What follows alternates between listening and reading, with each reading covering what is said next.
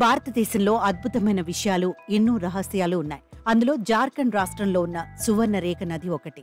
రాంచీలో పుట్టి పశ్చిమ బెంగాల్లోని ఒడిషా గుండా ఈ నది ప్రవహిస్తుంది. దాదాపు 474 కిలోమీటర్ల పొడవైన ఈ నదిలో నీటితో పాటు బంగారం కూడా ప్రవహిస్తుందని తెలిస్తే ఎవరైనా షాక్ అవుతారు. అవును, మీరు విన్నది నేను చెప్తున్నది నిజమే. ఈ నది నుండి వచ్చే బంగారు రేణువులను వెలికితీసి జీవనోపాధి పొందుతున్న వారు ఈ ప్రాంతంలో చాలా మందే ఉన్నారు. ప్రత్యేకంగా చెప్పాలంటే ఈ ప్రాంత ప్రజలకు ఈ నది ఒక ముఖ్యమైన జీవనాధారం. ఉదయం సూర్యోదయం నుండి సాయంత్రం వరకు నదిలోని ఇసుకను జల్లెడపట్టి దాని నుంచి బంగారు రేణువులను వేరు చేస్తుంటారు.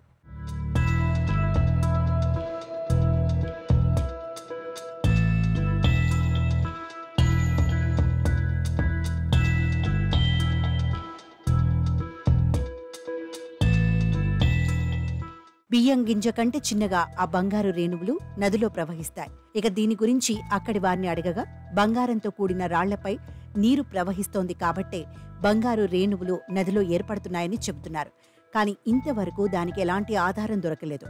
ఇక ఈ నది పుట్టిన ప్రదేశం నుంచి చివరి వరకు ఎక్కడైనా బంగారు గని ఉందా అనే విషయాలను తెలుసుకోవడానికి 2012లో కేంద్ర ప్రభుత్వం 2 వేర్వేరు సంస్థలకు బాధ్యతలు అప్పగించింది. అయితే బంగారంపై ఎలాంటి ఆధారాలు లభించలేదు.